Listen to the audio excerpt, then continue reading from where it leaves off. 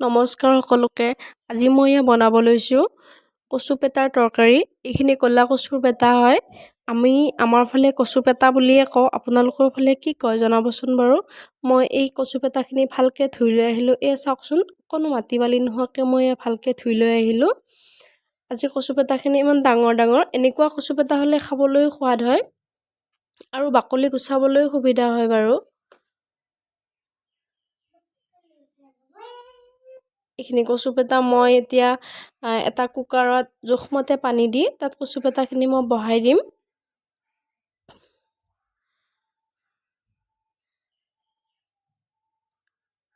কুকাৰটোত 2টা বা 3টা চিটি মৰাৰ পিছত মই কুকাৰটো নমাই থ'ম। চাওকচোন, মোৰ কচু পেটাখিনি সিজিয়ে গ'ল, ধুনীয়াকৈ সিজি গৈছে। আৰু মই ইয়াৰ এটা এটাকৈ বাকলি গুচাবলৈ আৰম্ভ কৰিম। কচু পেটাখিনি মই এটা বলত বাকি লৈছোঁ। গৰমে গৰমে মই কচু পেটাখিনিৰ বাকলি গুচাম, কাৰণ ঠাণ্ডা হ'লে কচু পেটাখিনি টান হৈ যায় আৰু বাকলি গুচাবলৈ অসুবিধা হয়। সেইকাৰণে এইবোৰ কচু পেটা এনেকৈ গৰমে গৰমে বাকলি গুচাব লাগে। মই গৰম যদিও লাহে লাহে এটা এটাকৈ বাকলিখিনি গুচাই লৈছোঁ। আৰু এটা মই গিলাচ লৈছোঁ, ষ্টীলৰ গিলাচ। মই একেলগে গোটেইখিনি কচু পেটা মই বাকলি গুচাই নলওঁ। কেইটামান বাকলি গুচাম আৰু মই এই গিলাচেৰে পিটিকি ল'ম, কাৰণ একেলগে বহুতখিনি কচু পেটা যদি মই বাকলি গুচাই পিটিকিবলৈ ধৰোঁ, তেতিয়াহ'লে কচু পেটাখিনি টান হৈ যাব আৰু পিটিকিবলৈ অসুবিধা হয়। আঙুলিয়েৰেও পাৰি বাৰু, কিন্তু শেষৰ ফালে আঙুলিৰ বিষ উঠি যায়। সেইকাৰণে মই প্ৰায় গিলাচেই ব্যৱহাৰ কৰোঁ। আপোনালোকে হাতেৰেও পাৰিব বাৰু।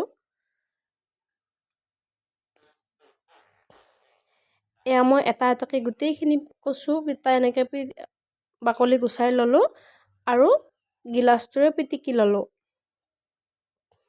চাওকচোন, মোৰ গোটেইখিনি কচু পেটা পিটিকা হৈ গ'ল। এতিয়া মই আঞ্জাখন বহাবহে বাকী। এতিয়া মই চৌকাত জুই জ্বলাই লৈ এখন কেৰাহীত অকণমান তেল দি লৈছোঁ। তেলখিনি গৰম হোৱাৰ পিছত পিঁয়াজ, নহৰু, জলকীয়া মই একেলগে দি অকণমান সময় ভাজি লৈছোঁ।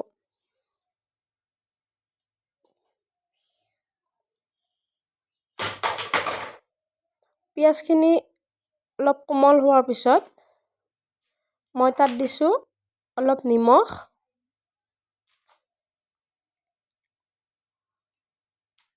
তাৰপিছত মই ইয়াত দিম অকণমান হালধি গুড়ি। হালধি মই অকণমান সৰহকৈ দিম, কাৰণ কচু পেটাৰ আঞ্জাখনত হালধি কম হ'লে আঞ্জাখন দেখিবলৈ বগা হ'ব আৰু ভাল নালাগিব। সেইকাৰণে মই প্ৰায় হালধি অলপ বেছিকৈয়ে দিওঁ, যাতে দেখিবলৈ ভাল হয়। এতিয়া মই এইখিনি অকণমান ভাজি লৈ তাত পানী ছটিয়াই দিলোঁ, যাতে হালধিৰ গোন্ধটো নাইকিয়া হয়।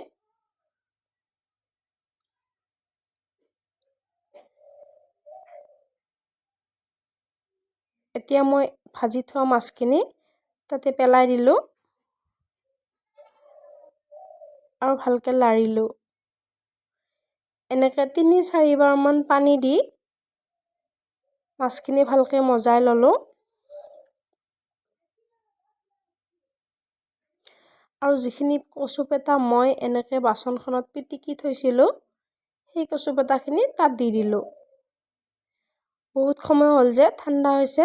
চাওকচোন, কাঁহীখনত আঠা লগাৰ নিচিনাকৈ লাগি ধৰিছে, কাৰণ কচু পেটাটো বিজলুৱা হয়। এতিয়া মই গোটেই পিটিকাখিনি তাত দি ভালকৈ কিছু সময় লাৰি থাকিম।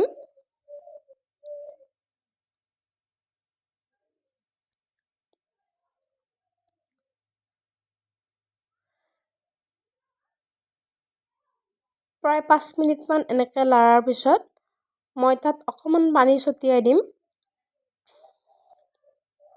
আৰু মই এয়া গোটা জিৰা জালুক লৈছোঁ। মই অকল মছলা ইয়াত জিৰা জালুকেই ব্যৱহাৰ কৰিছোঁ বাৰু। মই জিৰা জালুকখিনি পটাত এনেকৈ পিচি লৈছোঁ। আৰু এই আঞ্জাখনত মই মছলাখিনি পেলাই দিছোঁ। প্ৰায় 10 মিনিটমান সময় এনেকৈ মই উতলাই লৈছোঁ যাতে মছলাখিনি আঞ্জাখনৰ লগত ভালকৈ মিলি যায়। চাওকচোন মোৰ আঞ্জাখন এয়া প্ৰায় হওঁ। এতিয়া মই ইয়াত ধনিয়া পাত দি দিছোঁ। ধনিয়া পাত দি উঠি আকৌ আঞ্জাখন মই কিছু সময় উতলিবলৈ দিছোঁ আৰু গোটা হ'বলৈ দিছোঁ। এয়া চাওকচোন মোৰ কচু বাটাৰ আঞ্জাখন ৰেডি হৈয়ে গ'ল। এইখন মোৰ কাৰণে বৰ লোভনীয় আঞ্জা।